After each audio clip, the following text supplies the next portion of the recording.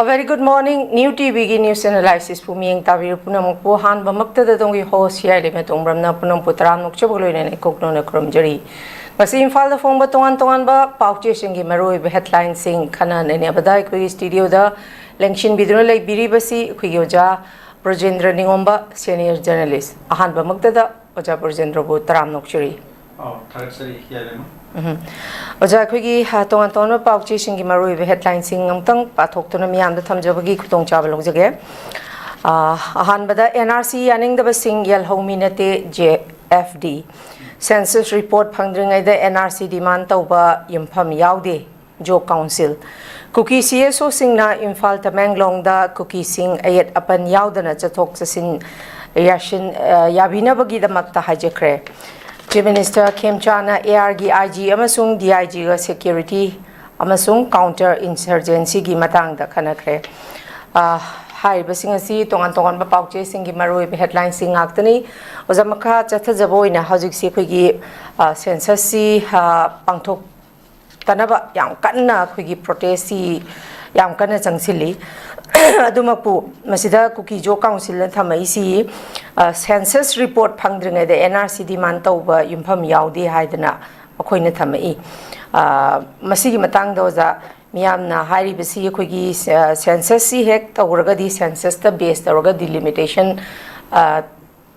tawgadori banina masida khoigi NRCC update tawasi akhoi yel homi sing kannabagi damakta di yamna tangai phadaba khoigi tugumba kainon akhoi chungoi ni haitare koja adumakpu kuki jo council gi maikei dagi di amuk makhoi hai be NRC report phangdringai de NRC demand tawasi mpham yaudi haidana makhoi NRC update tawasi makhoi gi maikei dagi di adumak pam dabagi chawba mami makhangni oza makhoi na phongdori be statement si matang sinadi masina takpadi hairiba akhoi gi NRC si update tawbada akhoi gi foreigner illegal immigrants sing se khandoki bada kuki jo council da kuki hairiba purup sing sida asokpa habdi yang yamna makhoi da sokningai oiba demographic changes like iba kholai basi everything political power da gi suma koi se dum turnover tawgi ba yabagi haidi akiba dumba leibagi mami su dumak tarakanda phongdokpa sumale sigi matang da ozagi oiba tongan ba assessment se oza kari kamaini yengba oza tung tambio here hojika kuki jo council na makhoi ngarang press list ma thoktana akhoi manipur da hojik NRC hana tawgidabani akhoi census tawtni da na hojik miyamna khupna launa dana adiki khongjang sangsin na tawrise masi makhoina yaningda phongdoktana phongdor libu wahmsi adam natural ni haitare natural reaction ne makhoi da gi singsoisan gi la khadorabni haitare man ding asai gi akhoi gi manipur da NRC toksi ya dribsi kana no ha mitok ni na hoji hai na helai nam de panbiri duni dana aduni makhoi si mitok ngaktane mo si mitok ngaktane makhoi si Myanmar ki sangpa adumba akhoi gi chin kuki kambu singdo adugi manungda gi keno ne makhoi mu adune ba aduna makhoi da tumne hana su atum makhoi na dum khanduna le wa ni mamang ki sakuna makhoi sungya ji ya ti haitare ne Semana manipur da akhoi karumba keno tagi Myanmar tagi sangsilak liba mitok miansa memse illegal immigrant memse khandok le har makhoi si makhoi lam da deport na namgi thawrang ma hek manipur lengak na pakhlak laba na thang assembly da karumba bill ma putok na sigi wa kham se hek khana ba khorak laba madai de makhoi si adam hekta irang si adam hobi phim si adam lak na tawduna lak ne ba aduni hojik si makhoi na hairi ba wa phim si ne aduna makhoi si mitom aktani seng na har ba aduna sokte ba NRC na bahasda tawgdori sidi NRC na son gaduri sidi makhoi ni haitare ne ayamana akhoi gi keno da si Tengnopal district Churasanpur Ferjol adi Kangpopi maruina mafam sing haiba district mari sini haitare ada masda keno gi akhoi gi naga sing na namna ta ba akhoi gi district sing Tamenglong Senapati aduga Ukhrul Kamjong haiba district sing di thoinabo adi ki Chandel na sandil sunga sai kan du yaure aina haijapda sitha biwani aduna harib sing akhoi nagata bai area sing dati yamna kanna kesu sokningai leite ba aduna makhoi ma sang loino khangna naga akhoi isina punam se loin khangna makhoi hojik akhoi tampaki miyam tonga tonga group mayam haitare maitei amasung maitei bangal ga pullaga makhoi se pullaga hojik lawinner sineba haminner sineba NRC sito drugadi akhoi manipur se mitok mian sak ngasai maru ina Myanmar amasung keno tege Bangladesh ki sita kong hill track tege lakhi basanga khiba adumba illegal immigrant cookie sing haitare ko yamna samna seng he harabada ade cookie sing sina akhoi se wash out to na khuje flood to na tawgidab do maduti kan bungam doribni han aduneba NRC se tawgidabni ana akhoi hoje harise aduna ngasai cookie jo council haiduna tawdiba wapam se aduma khoi de natural response ni aduma khoi de sokdaba lebni na moi ki bidagi haibani haitare hoje aduna karuma NRC se tor patarti makhoi akoina makeno de yam tina phangani haitare makhoi maybe in terms of thousands or lakhs who knows lakh ta urmasi ai lakh ani uhum mari manga kanan khani who knows hoje lakh ya mo haijal no haise akhoi hoje haibangam dre haibdi karumba makhalla matagi akhoi government ke site ke karumba any kind of mechanism na akhoi Myanmar ke Manipur da Churasanpur da Kangpopi da adik Chandel da tam Tengnopal district da ke mo haijin khrab ke habse Ferzol da haibse hoji karim da haibangam dre ba khangmangam dre ba aduna ngasagi akhoi government of India na mamang da keno ke akhoi ki sigi biometric ta udna khotna atagi keno singsi makhoi rum dagi lakpa singsi record fatna lona na ba na haiba wafam thamkiba adu Assam Rifles na matam khara keno tawi ka kaina hairem harga adum tu khredna aduga admain to na hojik se kay among yamna hajila magatagi habse okay haibangam de aduna hayeng NRC sitor pumatam ti makhoi si loinam adum song thor kaneba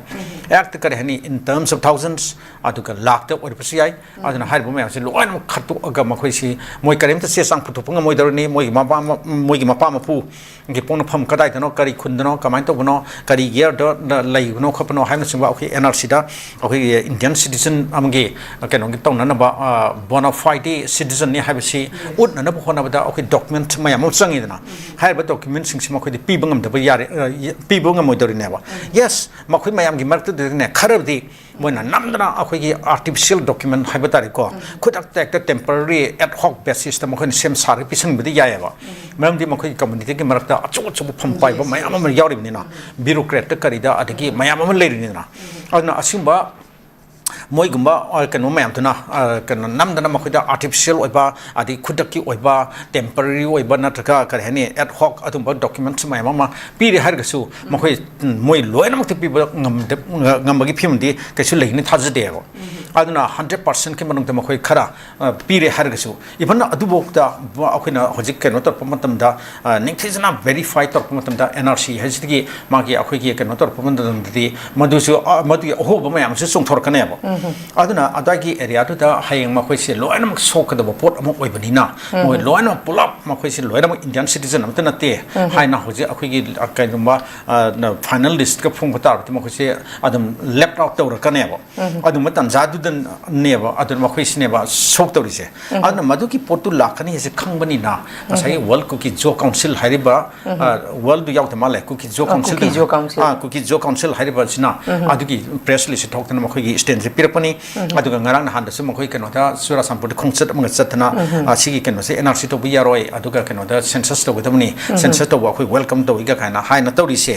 asigi film sine ba adu ma khoi irang dia dum thorkani torkani hoti ma maram di ma khoi NRC hajiki mayok tane ma khoi le indigenous people kan baina khoi manipur sta bo tampak sta bo natragna even khoi naga area sing su movement ma hel sagal laba ma khoi ngasagi keno se cookie dominated area haitare ne maruina cookie inhabited area sing ma khoi adam somehow mandu ke reactive movement among thorkaneba counter movement haitare adna adugi potsi atum lakpanina lakadorni adna madu laksan toksano adu akhoi de tan phang thok demand togdabani hojing ngarang su atum kenona akhoi JFT ki convener Jitendra Ningomba nga hai ni karumba akhoi miyam ki demand NRC to update to hanba an hai se masi hak phang ri phoda khongjang sunglep lepo en hai se ne ana sigi pot mayam je khangle har ga akhoi lengak sina magi ningthi jana magi topum topal lopum topu warep to lobi ge dawni hai se akhoi kano da akhoi ta kare ni media channel khodabang ta hoji khana nei na pati yobi riba akhoi ge manipur ge sigi professional expert sing ade scholar sing professor sing puna mana loina haiduna le redana adu makta da hoji lengak sina ne kari no tawri basi akhoi khangdra hai tare lengak si wakhal da kari no makhoi na le ribisin tawri ba phim jin kari no ade ge sri da kano ml khara kano da salaga ada delhi da salaga tak na dini khol dini ga na hai bo wakam adu gi matang ne thoina bu paning dare hiale ma mayam puna masil loina khana nei na hai tare sigi kano da platform simang ta ju ngarang chu nahak su yauna na gre dana aduna ai khoi ai repeat to bu ta rani aduna kai su thudong na hania litre adu hai ba tawri bu punang se ai was ki mong da leire hai tare akhoi miyam gi mit to ut try gi type ta kare hani ngak tang gi tat pat to gi mong da leire adu yamna thamoi sana yamna sincerely government ki side ki nrc se miyam to to yadre hai bu wa pham leire adu masidai ka mu to da ba tar ga ti yamna satina kan mam kare hani maijau har loi hania like ba adu si mo wa pham lei adagi kenoda masina kan gador ba sohan kenota gurse kana bu pirak gador se ai khoi punmak sini ha se ai khoi lenga pa biriba lusing purel biriba mayam ne su khambiri harga adu tobham thokpane na ai hajaninge ba he za thaga chari za masida makha dum chathaba oina nrc yaning da singji je lahumi na te haidana jfd gi maikai da gi ju phongdorakli ko za masida khoigi tang tara taret ki numidang wairam nungdang dagi tang tara ka mapan pawbasi zero strike lak thok tana yam akan ba khongjang chi tongan ma mafam sing da ozami pung khuding na support taw bagi mami je koi u khrabani masigi nrc gi matang chi da adumak pu lenga ki mai kai dagi su adumak khoi gi oza khem chana tham gi statement da su nrc chi lenga na su dum sagot le hai ba wafam di statement di tham bi ki adumak pu tham graga su khoi gi Oja Jitendra si JFD ki convener oina yam kanna mahag initiative ama laudana responsibility lauri masida lenga ki mai kai dagi amuk Oja Jitendra bu FIR palaga hana bagi tawsu dumak thengnai ko za adabu lakchani ba wafam di lenga ki mai kai dagi NRCC support tawi haribasi support taw ba wafam si miyamna tawrakanda kai haini akhoi ju dum nakhoi gi natung injury haibagi mami ne ba za tari se mai ki di whole responsibility si masi akhoi na tawraga lenga praja na akhoi bu support taw hai ga dabane ba thamli ba pham si contradictory irai lei ba aduga amuk su support taw ya hairaga di Oja Jitendra kari gi FIR palaga phabam thoi masi gi matang si ju oja aduga khoi gi 14 CSO kanglei pa ki अखोगी मेंबरसिंग Rongmei यावी कोम यावी मैतई पांगलगी CSOगी चिलनाव यावी दिल्ली दा उनबा चटपगी वाफम लाई अदुई तारगदी JFD गी convener खक्तंग फादोरिब्रा अदुगा Delhi दा चलुबदुसु FIR पांदोरिब्रा हाबगी वाहंग अमसुजा Masih मियामना हंगबा वाहंगनी अदुदा नतना अदुम हौजिक Hana खनगिबा अखोगी अहानबा statement दुदा NRC yaning da singji yelhomi na te hariba wafam sidi yamna kakning mai yaudra miyam gi oiba wafam ne boza kari kamai tham meaning oza hiai ngasagi ahan maki kenota akoi lengak sigi pagi kitang contradictory oiba magi stain ma amasung kari motam da comment na the statement pi base aswai gi matang thida kitang panjarabda aduni akoi mayam na su nainam ta khobada adum loina habiri ba ngakta duni akoi karingba honorable chief minister 𝐍𝐄𝐖𝐒 hojik mayam na taliba akoi gi JFD gi magi lamjing makhada tongan ba organization mayam se pul har ka miyam puna mana hodna hojik akoi census panthok ting da NRC han panthok pio census to matam khara defer to bio ada NRCC tangai phadna tok tibya da ni masina khoi yelomi sing kan dori ni haibu waham se masidai da mahak su support tawi lengak su support tawi na haibu waham se masi adai da ne ba khoi khana ba yam thina ya di se hai tare hojik akoi lengak ꯂꯩꯉꯥꯛꯁꯤꯅ ꯃꯁꯤꯒꯤ NRC ꯒꯤ ꯗꯤꯃꯥꯟꯁꯦ support ꯇꯧꯏ ꯍꯥꯏꯕꯁꯤ ꯉꯔꯥꯡꯁꯨ ꯑꯩꯈꯣꯏꯒꯤ honourable MLA ꯄꯥꯠꯁꯣꯏ ꯀꯦꯟꯗ꯭ꯔ ꯄꯥꯠꯁꯣꯏ ꯑꯁꯤ ꯁꯥꯐꯝ ꯀꯦꯕꯅꯁꯨ ꯐꯣꯡꯗꯣꯛꯈꯤꯕ ꯃꯤꯌꯥꯝ ꯈꯨꯞꯇꯅ ꯃꯥꯒꯤ ꯃꯌꯨꯝꯗ ꯆꯪꯁꯤꯜꯕ ꯃꯇꯝꯗ ꯃꯥꯒꯤ ꯁ꯭ꯇꯦꯟ ꯀꯔꯤꯅꯣ ꯍꯥꯏꯅ ꯃꯁꯤꯁꯨ ꯑꯩꯈꯣꯏ JFTꯅ ꯆꯪꯁꯤꯜꯂꯕ ꯈꯣꯡꯖꯪꯒꯤ ꯁꯔꯨꯛ ꯑꯃ ꯑꯣꯏꯅ ꯆꯪꯁꯤꯜꯂꯨꯕꯅꯤ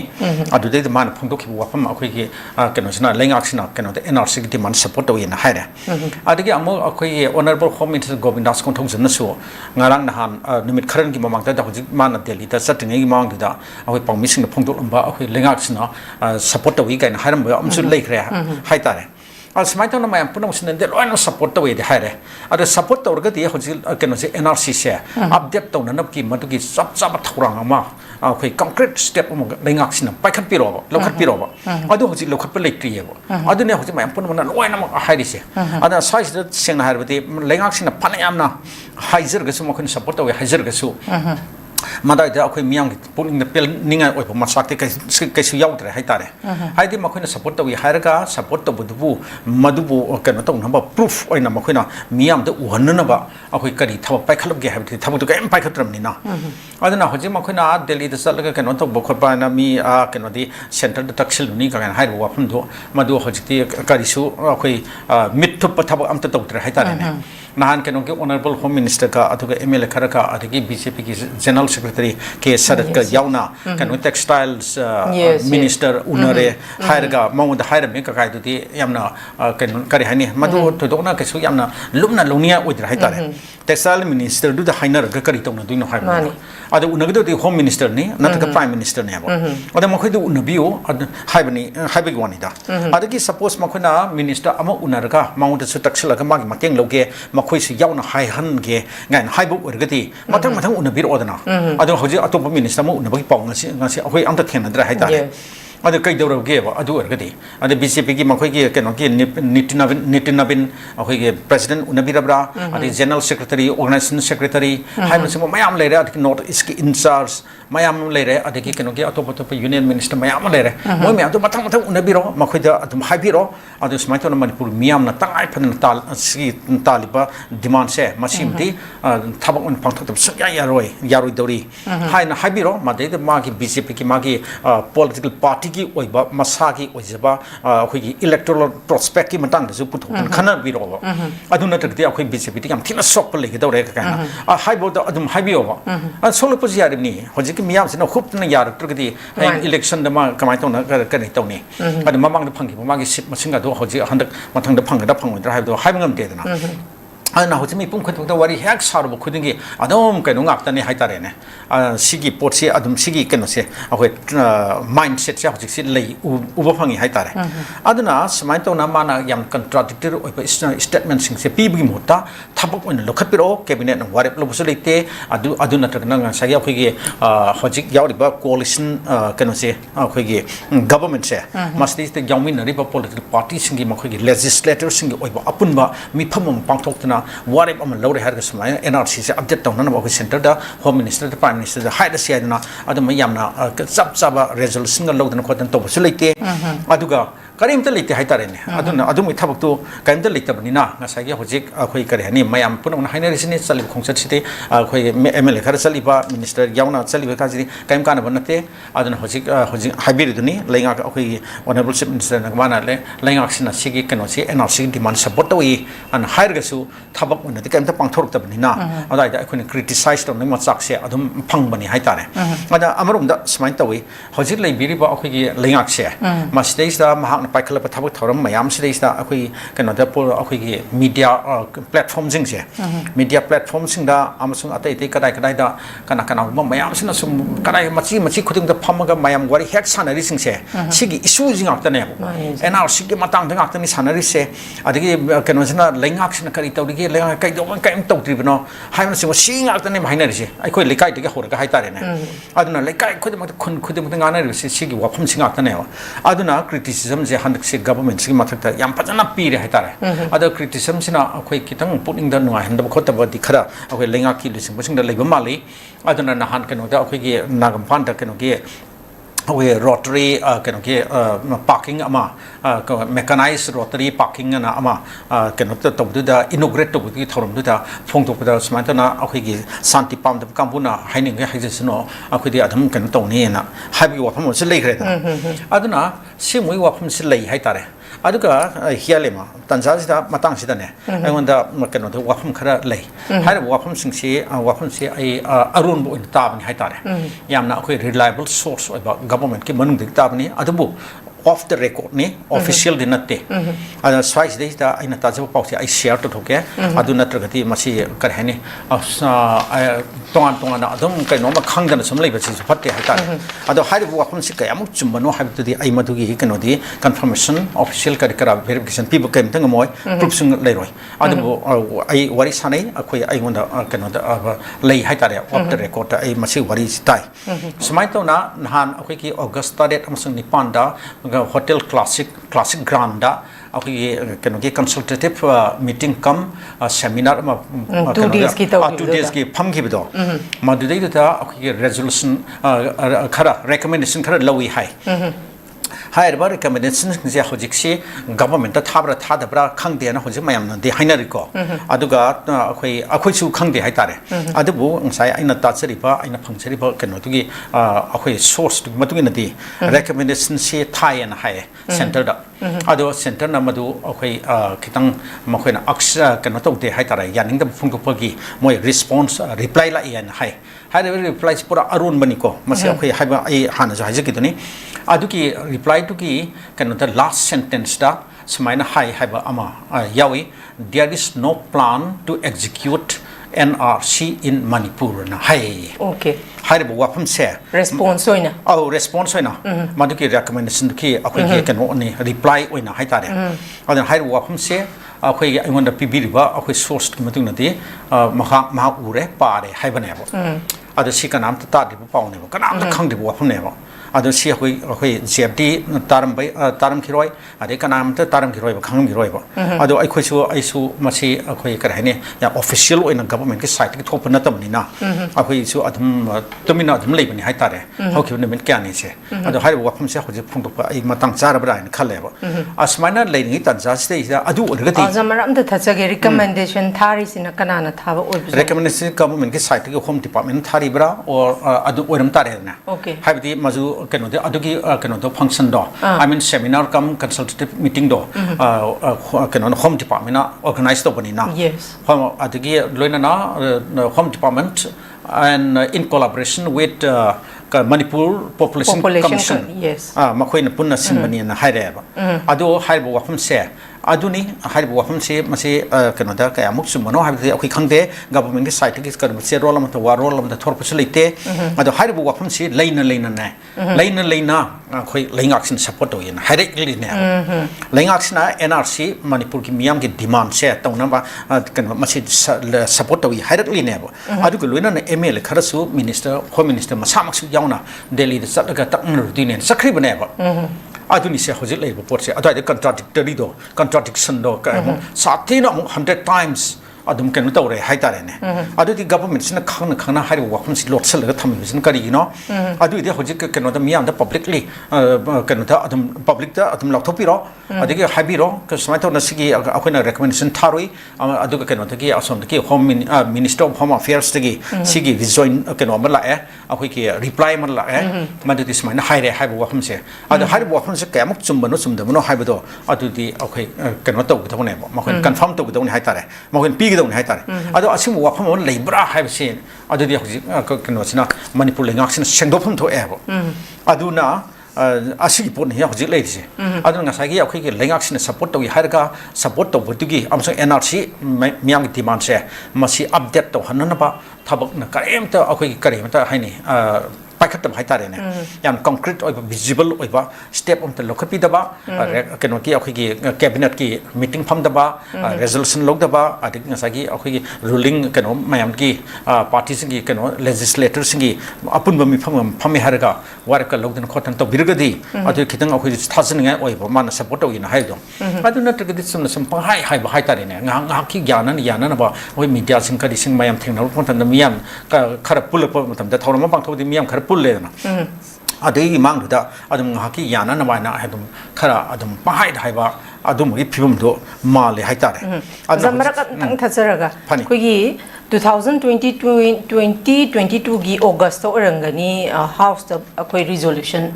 ama pass tawgibase si pass tawgibasi hojik 20 ga 26 yaurabane boza masigi matangda hanagi akhoi former oja birena illegal immigrancy influx leire haibadi hai aduga karamba interview dano mahakna ama phongdokhibada wahang hangbada influx kyam leire illegal immigrant kyam leige habada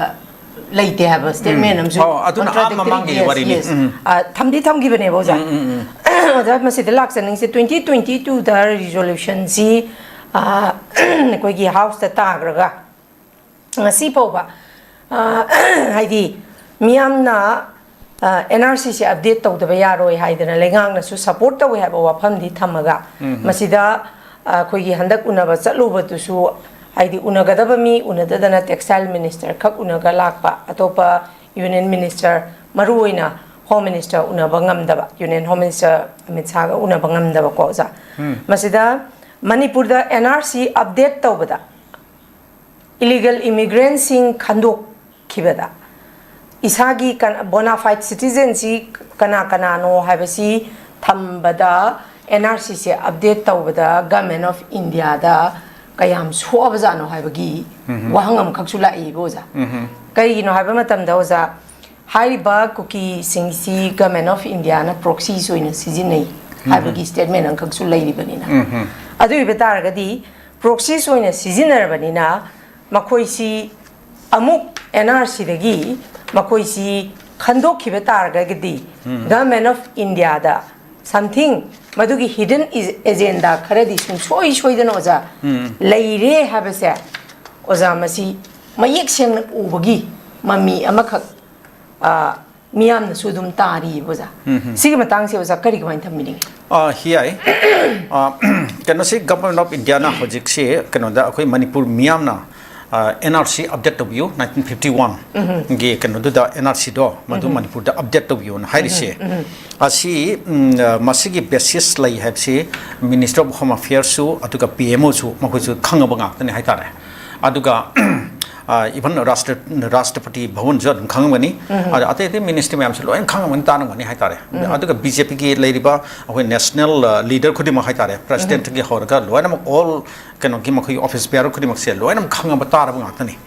adu masih makoi paket tabgi maram kano da hekta paket tabgi maram se madugi maram duti factor duti yamangani adam phajana adam leiramgani haitare se kano da magi economic factor obi ai haite financial factor obi ai adagi hoji India gi leiriba financial position haitare ne masdei da kano to khopa makoi na somda mu manipur da NRC amatongana akoi manipur gi tamta torpa haibista masdei khoros tor kadaba kano do senpham ga du yam tena sauba wangba oidori ni haitare ase khodamoina akoi gi mamang da Assam da tokiba kano du da kari NRC du da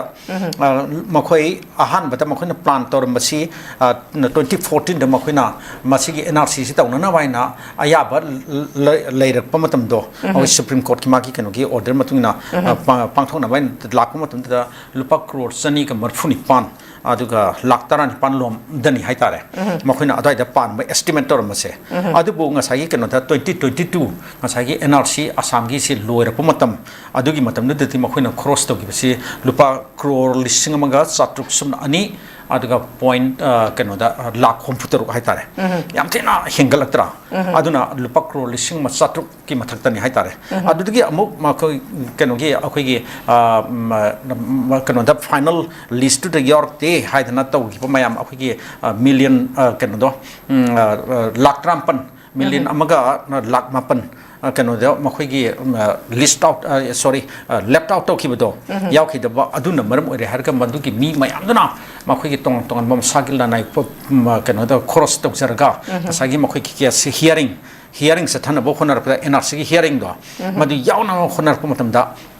moi Canada apun ba senpham je mayam dagi senpham akun lupa crore lising taret sanpan kun thatok lam am cross to na hoji piri ebo okay aduna samai to na NRC ama update to no khonam ki magi exercise da hayang manipur da su adum si ahoi lupa crore lising ama ki mathak ta chawrang na adum cross tor pa ya bagi Canada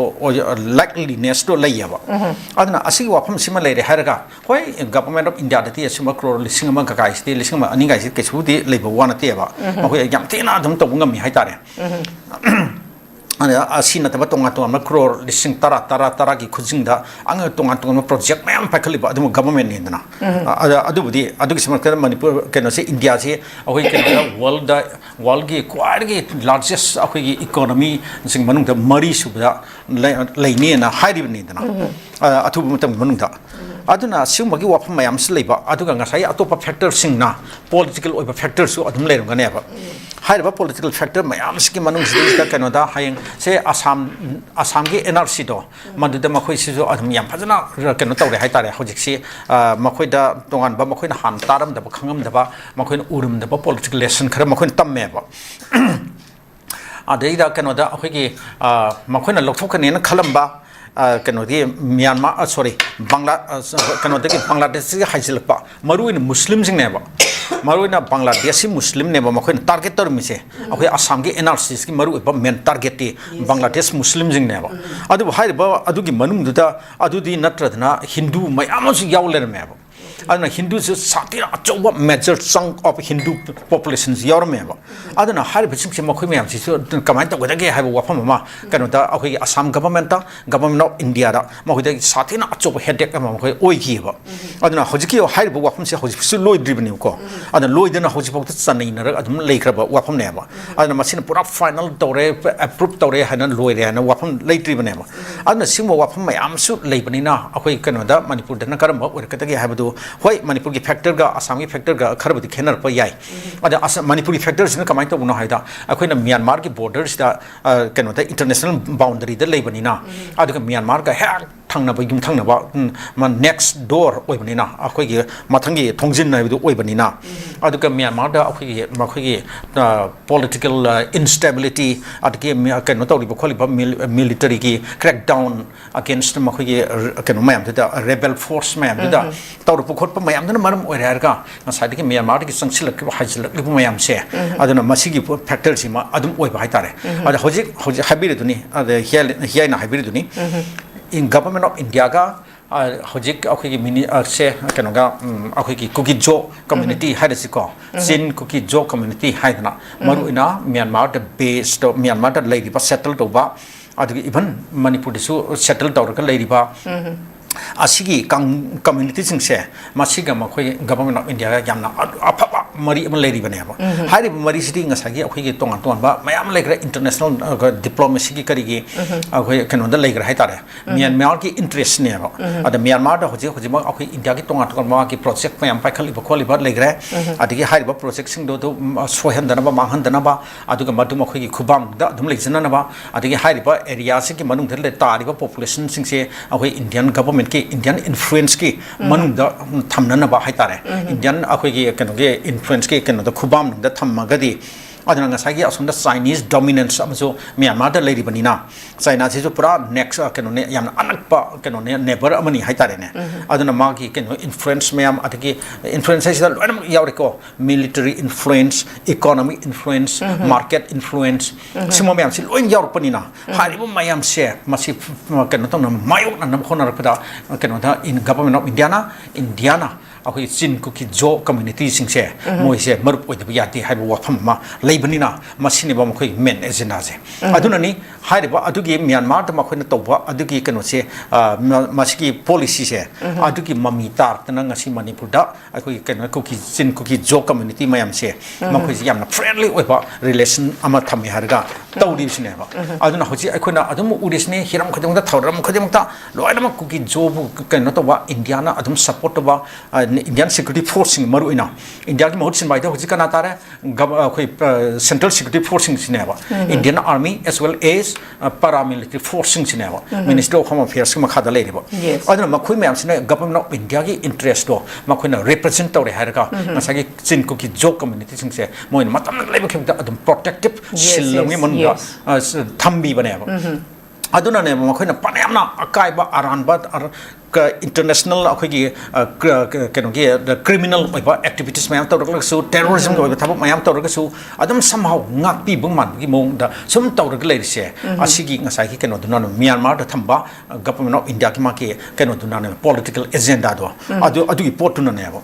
aduna simba mayam ma dai ba asisu adum ngasai ki keno da Manipur da NRC top si han ya government of India ne yaning da se masi factor mo obi yari bane ba HEEYAI ma aduna simba wa phama yam lei jai lei aduna ngasagi akhoi bu haiju hairgdi keno na akhoi hosi lei pi ba keno se Manipur lengak se masi hairisni hosi mayam na han da so hai ki ba lei gra akhoi JFD ki keno na keno finance pai ba se finance secretary oibu karam sunil na man phung to ki wa phama ngarang pok si sing yaw ki ba lei bani hosi akhoi Manipur chief minister oiba keno se wai gimnam khemsan se mahak na karuma Manipur da census se pangthok ki tar gadi maduda basis to oire haraga delimitation tor pamatam da akhoi ki Manipur ki leriba hojik leriba assembly seat khum fujigi magi keno se seat reallocation akhoi gi ri keno ma assignment keno ma ri keno ma lak pamatam da delimit tor pamatam da ne Maitai chief minister aroi ba mana ogani na exactly ozana Narendra na chu thambirama bani okay adna simu wa phum mayam sil lei bani na nade madudai da akhoi Maitai na chief minister oiba aroiba oini gana harga made pakhale harga yamna communal feeling ma loina na tawsi habi wanati haiba indigenous kan je indigenous people do indigenous community sing kan je haiba indigenous akhoi Maitai khakta nate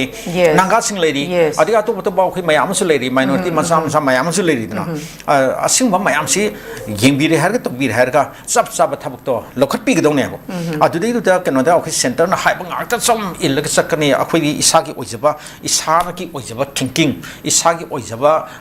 warep adigi isagi oijaba thabak tawbungam de akhoi center na the kan center da hangba tayena sum habi phimam da leiba targadi then aduti Manipur yon thop ga chamana rane ba Manipur pithop ga chamana rane ba aduna simo mayam se yengbiraga akhoi thabak tawbiwa se haijaning ya zasida aina mulak chaning se jak akhoi gi miyam na di hoji NRCC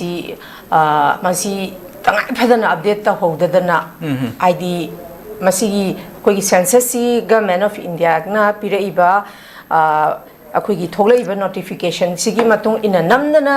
tawshan gre haidana khalasi aduda base tawrakanda mu delimitation si tawrakpadane maduda shokani haibagi ne boza adubu masi shokani khangna ngasagi lairiba tongan ba khoi assembly constituency gi khoi even Maitai gi isilina using chudum haira se bosa mai gi MLA singi lam ACM mangi MLA singi magi kari haitare chuhi marup haigadra magi worker haigadra singsidi taseng na NRC se pamaga su masagi BJP gi kaino do marum thupaga lairubanina oza makhoi se dum support tawninga ga su masagi MLA tugi kano se yeng kanda dum ka haini ihau ma tawbada mayam punna unity wina tawbangam dabgi mami si oza yam chauna lei haiba masigi issue si na tongan be assembly constituency dagi singjamai dagi oza khemsan gi mai kai dagi NRC gi damakta tholaka doisi oza kharadi tholakani dubu oza khemsan gi akan ba worker sing di oza tholakani have kai su thaja deba kai no akanda makhoi hojik NRCC update ta hodabada census the base taraga delimitation tawa matamda handak oigadori ba khoi gi 2027 gi election se pangthogadi masida oigadori ba chief minister si indigenous ki oina aroi ba chief minister oigani haiba wafam si khoi gi oza Narendra demographer masamang su thambiramabani sigum haiba fake and figure si akhoi gi khang ahi myamna thambiraga su hariba tongan tongan ba assembly constituency gi worker sing dadi oza kashu makhoi gi khudong chaba khara phangi banina NRC update tawbada soglak kada baduga makhoi gi hoji khudong chaba phangi siga wing tawraga thambada makhoi future udeba just they live in present adu iba taragadi oza khoina miyamna amatta oina horiba ihausi unity oidragadi oza masi esi miyam sidagi tongan tongan ba magi worker singsi loimak leithoga leigi ba taragadi oza masi unite oibasi waga dori baneba oza si matang sida su oza achauba miyam si makeup thohan ba sensitize tauba hena aware piba lekai gi club ki lairiba sigi through the adum mipum khuding makse punjalaga lairiba MLA sing sida NRC si update tawdragadi haidana koigi pasoi gi daga changbi dana tawrise sumaina akanba influence ma oza pidragadi masi kari haini BJP gi somdagi government of India na yade haidana dum oza matam gi chakhiba taragadi oza ekhoisi adumak chahi kharagi matungdadi loi bai je pungloi loi ga dori bani sigi awareness kari karasi club ki maikai dagi adagi lairiba khoigi pubiriba MLA singsisu khara khajitang makhoigi pairiba power makhoigi chokri si khitang na thairaga thammakanda tungda chahi manga taragi matungda manipur si loirani political power si foreigner aman singna paishan giba matamda yalhaumi si loirani habasi masi khanpham thoena khale masi matangda kari haini khangna dum mamit urasu usanadriba tarasu tasenadriba phaniamna haining ba kaya masu leiraga su machinje phul adum punjallaga leiba singche sida ozagi oiba kari haini NRC da support tawdaba singje tawningaga su tawba ngamdaba singje oza khoi punsinna bagi tabangta ozagi oiba kari message hagadra awareness hagadra oza kari kamain thamdine HEEYAI wapum si kanoni yam sumba hoji akhoi gi mangda phongphong akhoi inganan urga leba adum pot mani phibam mani haitare ana chumi akhoi so adum haining ai se adum lei haitare sagi areas da aduna ngasai gi hoji JFD na makhoi si makhoi na sangsilaba khongjang si yam kuirabani yamna kuirabgi mamangda hojikti akan ma khongjang changsilebani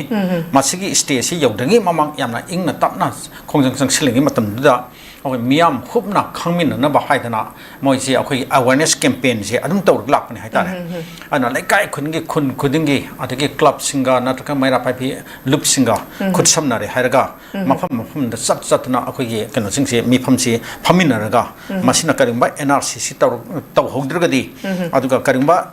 census sina hanana pangthoki pataragadi maduna akhoi miyam da mangjagadu karino akhoi gi miyam haisida ngasagi akhoi yellow furop sing haitare ne indigenous people sing sida mangjagadu karino habisi machi khudingi yana acha kari hani campaign si paring ama oina series de sathar lakpani haitare ado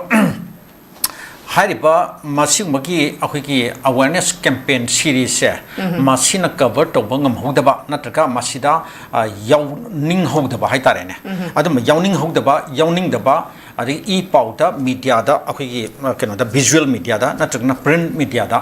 phongliba paw mayam ama kari ga se paning daba nupi nupa adagi naha angang mayam anga narol sing haitare sumba mayam sina mohin khangja da bai wane ba adu natragadi akhoi khangom che loin thok labne ba hojik su adu mangai kano da social media da kari da pek thanali sine ba sigi paw ta ne ba hojik yaw sing se adu bo hojikan ki naharol mayam se masina ka bang tok ge ba nga sagi akhoi ki social media da sing yaw iba NRC gi matan khana nei na ba oisno adi mi pham oisno kano ka suma ngang sai ba tawli mayam se I paw na sing ba mayam se makhoi di yengwi mo ta tong ba real lo ni yeng sum len mai mong da lei ba akhoi na hawai ba sa hin no riba kano mayam se nupi nupa mayam se aduna sebagi problem sima lei aduga amarom da ngasai gi hoji ka habi riba akoi tongan ba assembly constituency mayam gi MLA sing se maruina akoi ruling kano sinda yawriba kano sing se MLA sing se haitare moi ayam bana hoji se makhoi tomen lei ba se masi yam satin an nokning bo wani haitare aduga makhoi gi mathau phanayam chin bale ga so chin de mi se punsi kano numit chupa thabak chili habse sungya yaroi ba thau chili in hairse 24 hours chin banate aduga ahing sun nungthin chin banate ba makhoi aduna makhoi ja adum akomba matam le ba aduna yaringe makhoi na adum thabak se adum kai thokna ba adum tabu yai thabak khudi mak loina mak magi time management ki matungina mathang manau nai na khaidok laga maru oibana karino adigi khitang maya oirpana karino adigi khara ko na tap thana tabu ya ban thabak na karino ka kai si makhoi loin khangjaba ngak tane haba adai de ke chu tak ningai litre hai tare aduna makhoi si loinamak sigi hiram sida masida khongjang miyam gi khongjang da thorak laga yawbachu yabani ko okay adu bukti akhoi haidugum se ba hoji MLA ni kari ni ga atmanna tawda akhoi ya keno tawde na haibto adu yes makhoi mayam gi marakta ki na thodo khen do pa magun chen ba miyam gi akhoi grassroots level da miyam ga tinna ba to na ba adum ba MLA lusing ba haitare n ko adum miyo gi adum yawga ne ba se adu yawba matam ta magi mathakta kana na kari tawdo no haibtu di kasi to ninga liteba adu madu kare unconstitutional oibra illegal oibra natagan seditious act ni kaina haidori braba haingai maram kasu liteba miyam ga punnu khupna chatmin jaba miyam ni yana mo khonar pani miyam gi issue dari mangjin than song thor pani haibdo ma adum adai da adum haingai yam lei haitare madu gi dam ta ma gi protective kano yam na lei gre measure ma yam lei gre ana adu madu so amta tokde adagi wa so amta ngangde comment so amta pide asigu achau yam na MLA ma yam lei sing ken de sing se yong ne aduga karumba matamdana akhoi honorable chief minister 𝐍𝐄𝐖𝐒 satpa thoram adagi karumba inaugurate toba natrakan foundation stone lay toba natrakan kadai no khongchat satpadadi moi matung iline akhoi ken gi ta robot ki ta masi yam tina nongning bawani haitare adu robot tongna dum tumina dum lepaga gi akhoi gi magi security guard mayam lepaga anok sunglass ko upaga leibudo adu gi ta ga makhoi dark glass ko upaga lepaga so adum yauriye adum phamba or lepa adum yauriba yamna mong ta di haitare ne adu eritadi makhoi lusing bane thokchare ibne ba mai kendra sing de makhoi lusing bane ba manipur ki level da akhoi state ki level da makhoi na honorable chief minister makka mana banate hargasu makhoi ki miyam saruk amagi de lusing bane oiridana ana hoji siki miyam ki issue sing da makhoi hairo oba hayo ba makhoi ki sab philips kari no ba magi individual level na ai personal opinion de sini ai personal observation de sini adu sina party ki oiba matang de sini habdo party ki pot de makhoi na haibdu ngamdi hargadi hairo no ba party ki oiba wakhon de khangjute ai samki unti akhoi miyam ki issue sida akhoi yauri support tori ai su yaugani song thor kani ai na angam matem pangani ana hayo ba physically morally not financially asimo miyam se haibi gi dongne ba adu mo wakhon ju amat ju haibalite adu makhoi gi level da makhoi khang sana se makhoi influence mayam ma haitare ko delhi da leiba makhoi gi influence ma adu mo mayam de ju makhoi gi influence bi bi su u de ba aduna sima potsing si hairo gadine HEEYAI yamna nuaite aduna asai sidani akhoi hojik mayol hana akhoi manipur youth league na haurak liba khongjang akhoi karani akhoi politics yaurasi politics khanglasi electoral politics khanglasi election da akhoi matik chaba akhoi mihut mirep thagatlasi kaina hojik campaign makhoi sahi musukna ni tawrei se sahi pharak dormni koi director bani haitare mama akhoi haukiba january thada ki ni makhina kanu da MU ki kanu da auditorium de hau document ni aduna sigi wapum makhoi ju lebtana sang silak limne ba sigi wapum ga che akhoi ki manipur ki miyam se yauri bra yaudabra khangdabra gyan ta da ba leye ba ari akhoi ki manipur miyam se ne akhoi se khudam na sai da hanya am le kenu ki akhoi sociology ki saruk ama oina amu societal akhoi ki society ki mindset se akhoi ki kenu je general attitude se kari no akhoi mayam se akhoi miyam se nungai ba yam pamba adigi thak si yam suning da ba adigi kom ba si yam pamba haitare aina sugada aina aina thabuk tawdi sabudi atopa man tawgisino na akhoi loktana ragane laithopa ade ahaw si yam saning ba ade phajaba si yam na pamba haitare phajaba setning ba phajaba gari thoning ba ade ki masa si yam naning ba adum gi khunai ma oina akhoi maitai se akhoi maitai su leiye ba ye lema aduna akhoi nungai si yam pame ba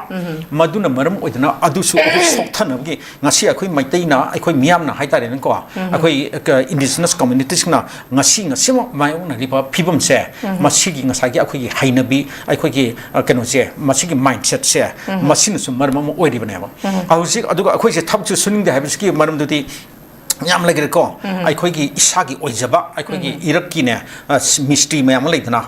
thabuk sub mayam leidna yum saba u suba karikara to ba chek saba chek suba mayam leidna makhoi gi thab khusuga mapaan dagi sang liba tabak mitop sing dagi tabak kusuga ying na bada hojik mapaan mitop sing na makhoi ne tabak sui tabak yangi tabak thui adiga paisa khongi haina na hojik se makhoi myam se ta ang pe pana yum no bum sabong tam makhoi thina pe phim da lei re ba sigi kan ma se pot se yam chumi simadi yam chumi adana masi na marum oira gasu akhoi se mangan jana ba akhoi soktan na ba akhoi sihan na ba akhoi muthan na gi na machak amai so sidagi oira ba ne ba ado hair ba mayam se makhoi se akhoi tahun si mitop mapani sangla pa thabak su ba sinmi mayam da akhoi na ni aga thabak tahun si hair ga ti akhoi gi irak da le biri ba akhoi sinmi oina le biri ba kangbu sing haita ne ko moi mayam se thab se inte na subio ba phajana subio potha ba le bikino potha ba yes le bikino means potha biu ya ke ska te hojik to ri bo pot kai no akhoi thab se hapta ma sab thabak surani numit tarani thabak surani sel si makhoi gi khutsumon se hapta da pi bu lei numit tarani le pi bu lei thakai bi phar ga pi bu lei tha phar ga pi bu lei ba hele ado hai sing se madu gi paisa da phang khra ga tina once paisa du phang khra ba moi numit ni amuk ka la oi ba ado ga thak tan sa tan nuai thok ga lei bu se ma se akhoi adum yam na toina u adum ba sakta ma ma ne ba isel mani hai tare asum ge pot ma ya se lei ba na maram oi ga ngasi akhoi khunai sina ne sok thar na gi si thar na ma chak se ma chi su ama ne ba adna singma mayam ama lei ba sina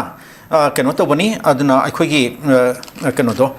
si pot si lei adna singma mayam se akhoi hongdok tra ga ti keno to roi adna akhoi se akhoi mangjan bi ma chak oi ga ni adna smaina jep tin sangsil ba khongjang adi hoji ko mi sungarang si thorkna haire makhoi haire akhoi na taliba demand se hek phang di pawda chi wa chang ba thi dana akhoi akan khongjang sangsin di tawne na haire sne ba hoji jep tin amu haire pa hai ba lere machi da makhoi haire yam toina haire mathang dadi akhoi khongjang se lok thu oi na khongjang lok thok tan sangsil kan na haire ba adna si mu pot se yam skari hani phibam se aru ba phibam da hena lu ba phibam da lak pa ya ba gi oi thok pa se yam na leire aduna hojik mai ho lang pok achong achong thorok loi hani alite aduga kari hani the casualty sang yam thino wang khal pi phim se lei adu hojik akhoi gi smaina khongjang ma hek chang silak la ba khongjang tu nam than ma khona ba na sai akhoi gi manipur police na amalei se state force na lei se masde te yaw bi ri ba akhoi isinau akhoi gi i masel ngak tani ko akhoi isinau ngak tani na akhoi le kai de sa ngang isa kari kara ma yam yaw ri ba adi police officer ogira amu ogira se ASI ogira ASI ogira constable ogira adigi kano ogira DSP ogira adigi inspector ogira ISP ogira hai mo mayam se akhoi isai naw ngak tane ba sing na harabdi adu makhoi si sune makhoi wakhal su makhoi na tawri ba thang bak se khongjang se lebak saruk yauri bani lebak ni miyam ni akhoi si saruk yauri bani ai isai su sing yauri ni ka kai se makhoi khanchat ba ma makhoi de so adum lei ba aduna act ngamai mata ko makhoi ni uniform set abani makhoi khulai pa bani makhoi mi yam bani haidana adu makhoi de onsil lage ta lanai ona phur ka du ti hai bi wakhal da act kare hani nupi khangde adik nupa khangde act da kan to ki makhoi force ni mong se akhoi de yam no ai da sima yam na bestial ba force brute power se machi sina ba se machi sumde adu machi kan to da bani adu asim gi makhoi gi kaino man lisat man lei bani na adu na hayeng aikona sigi khongjang se aruwa choba yamna critical oi ba adum ba stage ma sangsil pa tar ga di adai di adum yamna thorpa ya casualty je aduna simui pot mayam lei bani na aduna sai da haisening se ngasai kano da akhoi maru idba laksaning mi ting ngasai hiai nam pukhat pirba akhoi legislator akhoi ki elected representative mayam se mahui kai dole ge haibu june ba mahui na wangang da khot da to mayam do aduna makhoi se wa haibiu matam yore thil labani thenga bani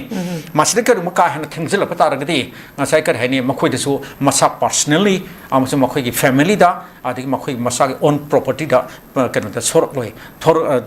soklak loi hani ali te na ai hajan ni hiai oja si damu makpi gani cookie CSO singna imphal tamenglong da cookie singi ayet apan yaudana chatok chasin ya bina ba hajakre hai ni hai ri uja nakalamarom da makhoi chu hingbagi essential commodity sangi bani adubu tholi ba irangi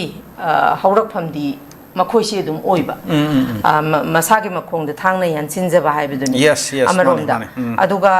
haidi hauru rabani na mi chu saure akhoi su mangai re naga ichilina su mangai re dum saure aduga somda makhoi pot chai essential commodities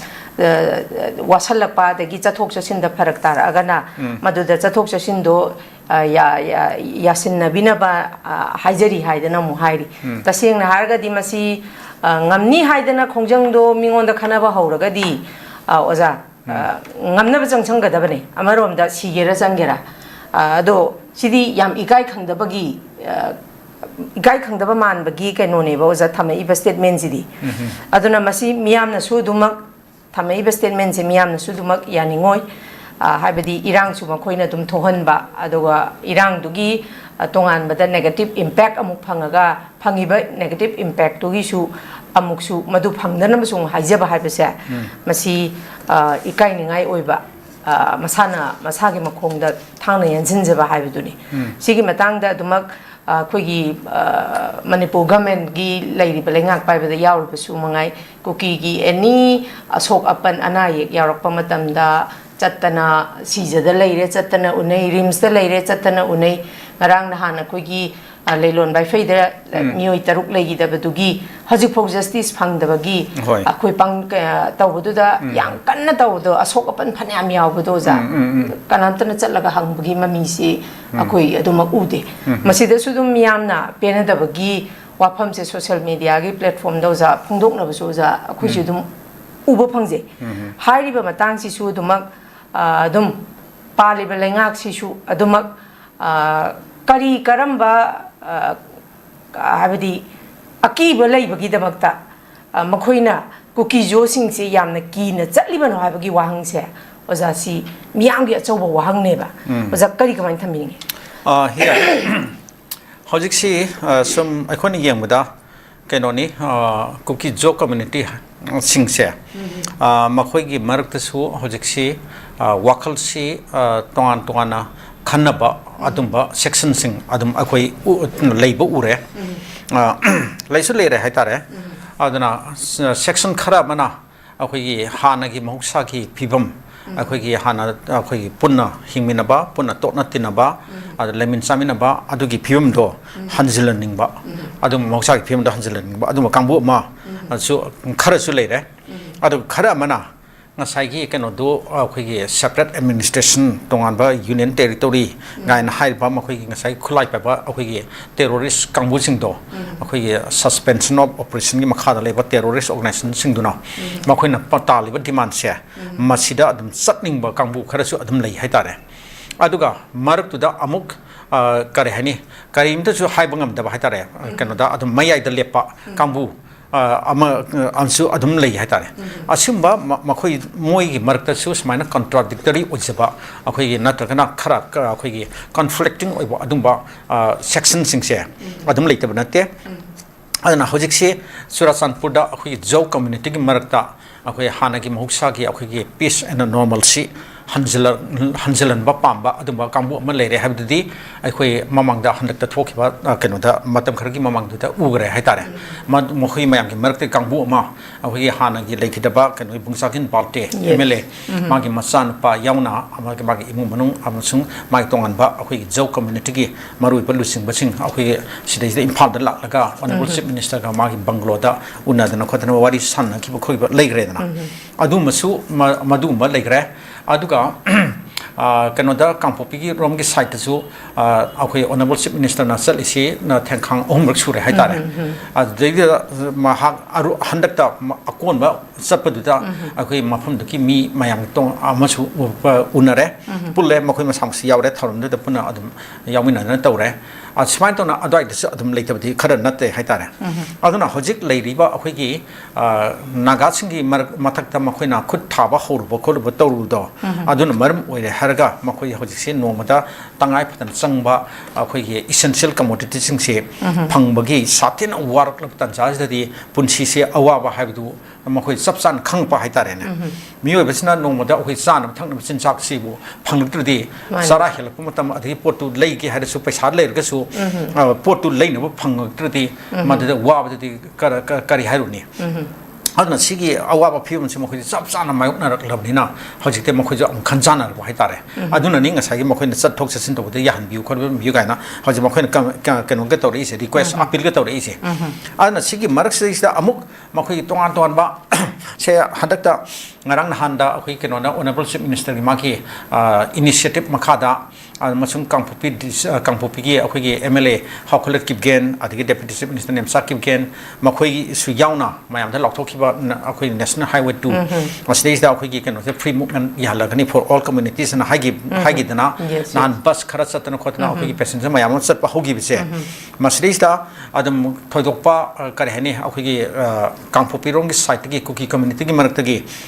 keno da ayam banati kai shut thodona hair tergaso moi mapung ni pamam ba yai pamam da ba yai madu ma khoi khangdare adi ma khoi na sab sana hair pa khol pa sulatim ni na adu group ama khaktana ngasagi kuki human rights council haiba kohar haiba za kuki human rights council haibani kohar dinate hoi kohar haidura ado aduna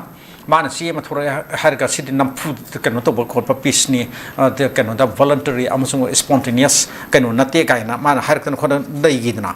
reactor khidna ado smaina adu lejare harga su hojik si hypet adu magi phibom modi lakpa yabagi kano tuti adu leire haitare otopudi leitabdi natre aduna ni honorable minister wa khamsana akhoi haining magi hajisnu akhoi deployment su togani adu peace su purok na akhoi khonagani adu peace purok na akhoi khumang ka yani mangda adum changsil ga thabak togani na man hairi wafam se adu ne adai du da akhoi na haining ni wafam kharasu lei smaito na hojik akhoi maitei akhoi tampak gi maitei yauna tong tan community singi maitei pangal su oresno atoma community gi oisno makhoi kanon da sidai tan han sak khre numini aduga ngasi ga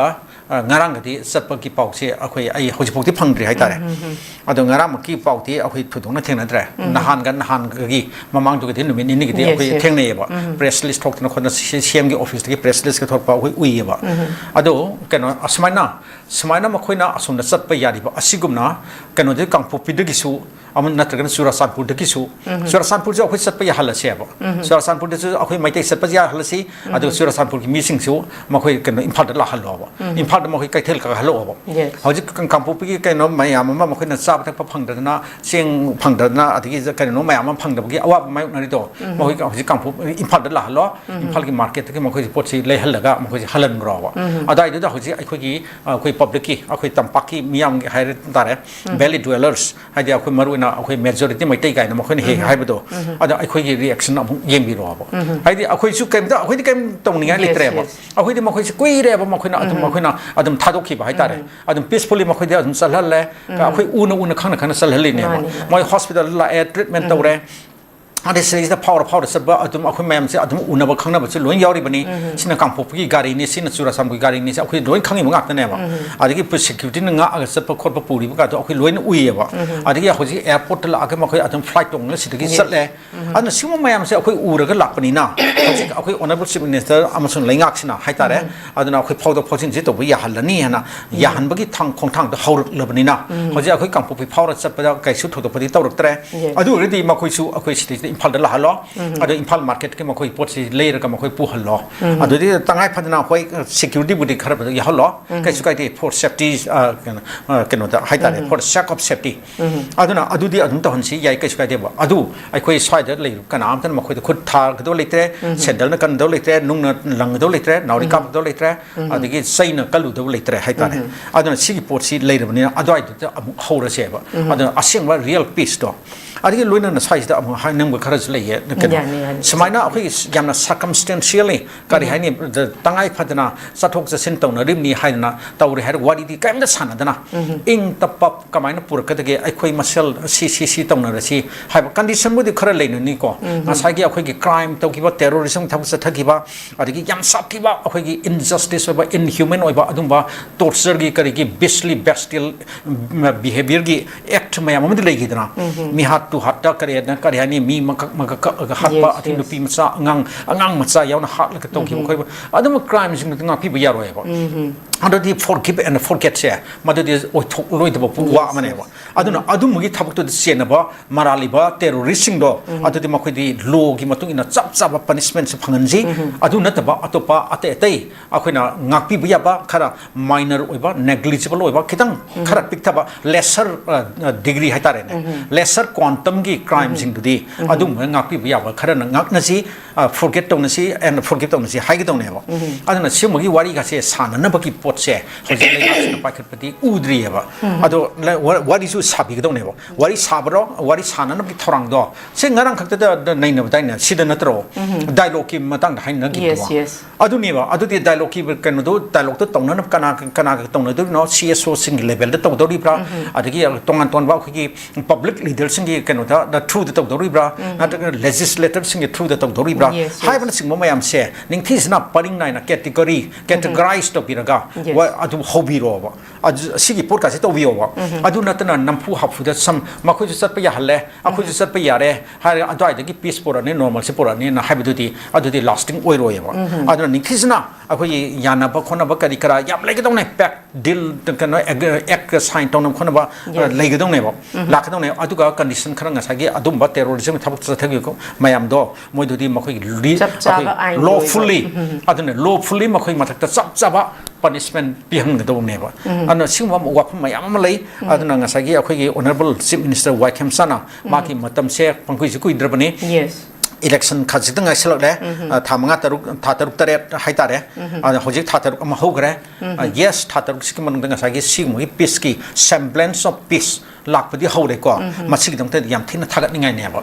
yes yam thina thagat ningai ne akoi appreciate tawi aduna hojik le hori pa matam khara sida chu adumba khara hena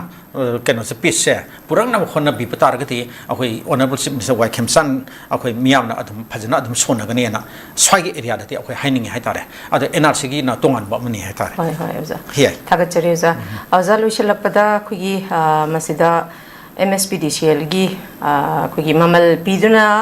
leirabasu consumer singi mai mudhandaba ngamdre imphal mayol da phawba ningthi jana chang nai na mai mutle hena oza mai si mutli ko za khoi asyam mutli cha thina mul ngarang ga si khoi gi rom da di ayuk ki pung taruk makhai adai dei mut kibsena nungdang gi pung tarit makhai ni pan adai la e mole ada hojik se nungsa sabagi khang ba wanar ba matam sida mai mutpa haibasi su awaba mani adugi mathakta paisa je hojik ti khoi prepaid nga tane boja mani prepaid paisa se thiraga mai mutli si kamai to boja no haibasi masigi matang je boja karai da masigi su loopholes grievances khara di soidana leramgani masi su department gi leiriba authority aduga amarom da bodi oza khugi che hojik se ministry su expansion tawdaba thabak thorom se tawgadaba da lapse se dum di leirani adubu tangai phadano ja masi su khanadaba yadaba wafam amadi oiba hana paisa thiraga mai chang nai da haibase oza masi su maina suraga yum sabada su mangai re oza jikti yot ki yum mayam si yot ki yum sari welding tawri ba khole mai ade paisa tan li ne ba mai si da ge dum madu duma numi chupa ma muthlaga di magi no magi phambam thokpa tan gadurbi paisa du karai dei tan gani aduna mari si adum mai mutpada somda economic adum downfall oibaga oza mari ji am leinei ba masi khudeng mak si interrelated oibanina masi authority amadi lenga ki pari ba sing sina su mai mutle haidana irai laina lawibam di thokte haina su khalle kai gino matam da oza hojik si miyam ji subam nombam leitaba adugi mathakta amu sai oza na panbi budu khoigi meitei gi di thabak suba nombada thaba hela pa cha thakega warini pithaka da bolai rabado churu biri thakega kwa cha gega adu akhoi somdagi ma palom dai lakpa singchina chaba thakpa khangda gai masada ising khara thaga hekta jara sujan bagi sumbagi khena base leiba lei adubu leiriba kaino sigi conflict sigi marakta warini oza akhoi gi da mai da depend tauraga Xerox put over or cyber high everything si akoi paisa masina mu chen on thor ka dori bane ba adona mai mut pa se akhoi gi imung da akhoi gi ing ba sa gi wa ngang to ga mai na tawra kan da pa sa tan jaba mioi sing da diam na sok pa economic ta dum down for lak pa mane oza masi prepaid thina mai chang nai da ba se oza sigi grievance sai gadra loophole se oza masi karai da kari kamai to oza no oza HEEYAI kano da ai khartiya na zum hajar ga akhoi sana su phamma aduga hiram sida sida akhoi yam mamang su yamna toina neina re haitare aduna akhoi na haiba yaba piba yaba akhoi gi kare hani grievance akhoi complaint mayam si hariba akhoi MSPCL MSPTCL makhoi authority sing da makhoi akhoi loina adum yaura ba khanga ba tar ba ngata ne haitare moi su ta sing te adum headache se pajana oirum ne haitare kana mai heb mut khibaga adum mai phone tongna ra pasida adum pajana adum tongna ram ga ne ba masai kano da khoi gi kano singna khoi lekai gi khara leading role lo ba haitare ne se khudam na club ki adum ba secretary sing natre ha na khoi gi mahum du ta lei ba khoi gi MLA gi ma gi lekai gi khoi gi boot level committee ka so adum lei ne na hai ba boot level committee gi madu oi ba adum ba role lo ba music ka so adum tar ngane ma hoise line ja hoise loina pun mane ba WhatsApp group ma am so lei ne haitare aduna akhoi ken gi so adum lei haitare aduna sidik mai hemut khraba akhoi so adum kan da adugi mi da um phone to tine ma kadai no mai mu lese kai da bai kari tauri no kari taure kai da bai lak tri no ma na mo hang du ne the du ne ma adumai tawna adagi amuk makhoi na mo group to da thagal ani smai thamna sidik da adu taure ada taure habna sim mo gi problem do sim mo gi wa pham se mo khangala khane adu bu anyway smai tawna siu mo gi problem se makhoi si khang su khangna makhoi na ningthis na ken to bungam dar haitare ningthis na ken to bse lehen da bsingam dre haitare maximum problem se yarange makhoi na thon da bsingam dre makhoi paisa yam to le akhoi manipur lengak se akhoi power department se ngasai MSPCL hagadra DCL hagadra haire ba kambu se makhoi se mapan ki paisa su adum to le aduga mai chauna sisna ba adum ba akhoi ki manipur lengak ki makha da leba department sing maruina sel to list makhoi ni haitare ne adu makhoi se kan da prepaid ni de harga makhoi da prepaid sibo sinna da bra akhoi gyan ta tre haitare aduna ngasagi kano da khomjali ba paisa na kano adu khaktani ade toli ba mai leiba da sangi ba paisa na aduni kana wa hai ba khorki ba figure mai am pi gi ba leigram ne ko hojimakti ai kano ta dra sim hapu dra mikup sida haitare ngale guda phangni khangani adu su anyway aduna admai to na ma khoi se moina mai sizna bada kano da phangi ba collector ba revenue ga adike mai leiba da sinari ba kano ga amount ga yam tin sana dra aduna kano da awat pa makhoida adum deficit adum tare haitare ana sigi problem se makhoise kohan jabangam dare aduga mai ki revenue ka khongal isesu maru in tampak ta nungai bom ham ta oina khongal aduga singdana pura free thabi type tare haitare singda har ka loin mukti nate ko singi akhoi district headquarters sing leidana khara nungai ba kom bom ham haitare security ka khara marang kaina leiba khara adum satok sasin mobility nungai bom ham adum ham dati ka shur thodona makhoi sing nialte aduna tab khitang laptop khiba khitang remote oiragati adumai se pura free ni haitare aduna simui pot mayam si leiba simu ki lup hol mayam leiba sna maram oirga makoina mai se ningthis na regulate to bungam tabni ana ai hajaningi aduga ngasai gi akhoi ki mai sna wa le haragati mai se kamai thona akhoi phan gadagi haiba wakham sima moi khanda bagi pot se ma se khara wa le haitare adigi NHP sna pi ri ba mai sna akhoi ki lam se thamme makoi NHP se je aduga makoina akhoi gi sing dagi zukari dagi moina mai se sung aduga mai yon chale akhoi da mu yon chale aduga atopa lam da yon le adu moin sendong ta la ka noina le re ba ana sigi NHP sina tori ma ke relevance mana akhoi gi lam ki soil da akhoi laimai da makhoi na lingbire ga sembire tawire har ka akhoi isagi ipot isagi sing season ga mai mai putholaga akhoi da mu yon chen ba mokhen si to bugi magi capitalist oiba adum gi keno je pot se masi yaning re haidana mamang gi lenga akhoi gi NB ren gi matam da masi decommission tong na ba haina NSP se decommission tong na ba se ga i khoki ba leikhra ba ne ba ado hojik adu gi thabuk sing do makhata na akhoi follow up tong dre ado follow up tong dun mar mo ga hana gi hamu da dum leire haitare adu ga masi musu leire adu ga akhoi isagi oizaba akhoi mai puthong na thorang su hana akhoi lotak downstream kano da lema tak downstream ana ama to adusu kano to roi an handak cabinet na ware ama lorga madu kano to hai tare kano lothokre cancel to gre adu potma adu na ta atop alternative means kar legi hai na yeng ma khopi wafam sima hojik se akhoi udri hai tare se akhoi ki solar dagi lobo mai lobo yai adi wind power dagi lobo yai yabre yadabra adu di makhoi na adum yeng khang da bani expert sin kari sin moina survey to ga khang da wani aduna adu solar power dagi di solar di adu mafam khudung da loin yab ngak ta ne ba aduna si wafam ga si su kaya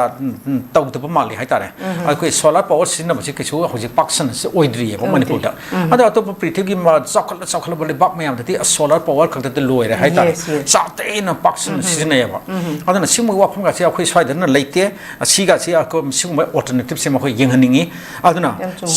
si mo mayam sina to bidre haraga akhoi kare hani akhoi kano da miyam da na hojik se awaba thi no hele hai tare aduna public da sigi mai phang da basin ma ngal le mai smut le hai ba hian su ta pi du ni akhoi da su samane akhoi dai da su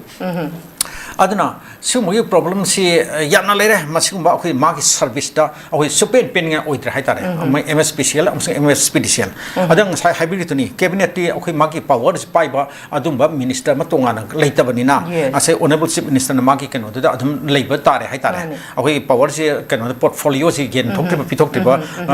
department khodim si magi chief minister gi khutta leibani na ada chief minister di mathanda na department kun tha pai ko ti ngam da bani na adwa gi area da aina khitang haijaningi kano da sigi power sigi matang sida khitang khang haiba hana de so adum par laba adum experience le ba mla ama se khudam moina thongju kendra ki akhoi gi hana se minister ubirama power spairam ba ti it's thongam bi sujet maud is khitang yengselan ba yaina ke su kai te na aduga se hoje hoje mag se akhoi na ta ba da ne si unofficial way adum kano da thodona ma khoi se ron thong pa official way wa pham ta le bi na te adum akhoi na khangja ba ta ja ba hai tare ta ja ba yes atu akhoi verify to confirm to ngamde smaitana atop department kharasu atop mla sing da makhoi da chinaraga yingsilali haiba wafanga su leiye ba hojik se aduna masigi matang da report ka dum phone ki legram ne ken print media da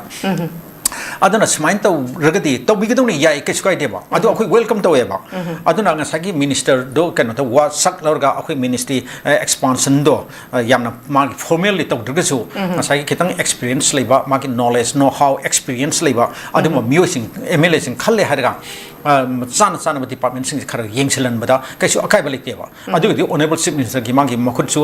hena strengthen to gane haiba adu ga magi su adu mi su adu hena sandukna leigani haiba mauna support to bi su adu helani na adu nga sagi power do nga sagi hoi power minister oibiram ba thongam bisujit mauna ka su adu pahen ba sina to kaisu akai balik teba adu na simu gi wafam mayam leibani na adu ai su khara yengselan ai khona haiba wa si tabi ga tabi roidra adu di khangsadre adu akhoi smana di phungduk sani hai tare adra mai gi keno se mai na piriba ma ki satina de keno da nuai ta bche asidi khamthina nuai tare hai tare na hiyai okay yam nuai je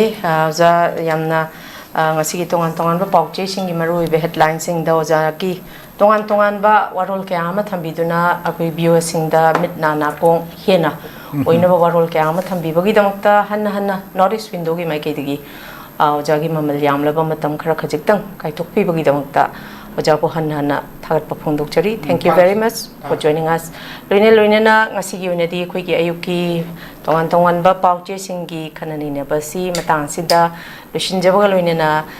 mieng tabiriba khwai punam ki makhundagi kaina na ba ya thangni jari have a good day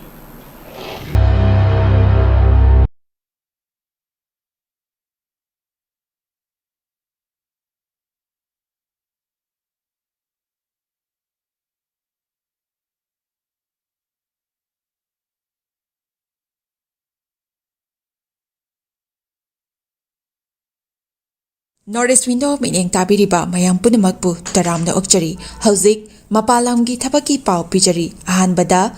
Atubagi Oina Dubai warehouse worker gi thabak kauri hairiba thabak asi apply to biningba miyoisina presentable and good communication skill leibeta natana masagi chahi kunma thoidagina kuntra taret phawbada leiba oibigadabani hairiba thabak asigi pijariba khudong chabasing adudi per day 12 hours duty hours oijagani per week ta 6 days duty oijagani 2 years work visa pijagani loinana accommodation and transportation pijabata natana medical and insurance su pijagani hairiba thabak asigi thagi oiba salary lising kuntaretagi haujagani ani subada United Arab Emirates ke driver ki thabak kauri hairiba thabak asi apply to biningba miyosingna Indian car license ka loinana Gulf ki license leiba oigadabani amasung basic English communication leigadabani Hairiba thabak asigi Indian license paibiba miyoisingi thagi oiba salary di lising yankhaidagi haujagani Gulf license paiba miyoisingi thagi oiba salary lising yankhai mangadagi haujagani ahum subada Beharan Water Park ki female retail staff tara kauri hairiba thabak asi apply to biningba miyoisingna retail experience leibaga loinana yamdrabada 165 cm ki changda wangba oibigadabani thabak asi tauba miyoisingna piriba khudong chabasing adudi accommodation transportation aduga duty meal su pizagani hairiba thabak asi thagi oiba salary lising maudra taretagi haujagani Pamarol Gidamakta 7005273217 Natraga 9366230077 Natraga Aikoigi Office Northeast Window TV Building Hata New Chekon Road Lengsin Birau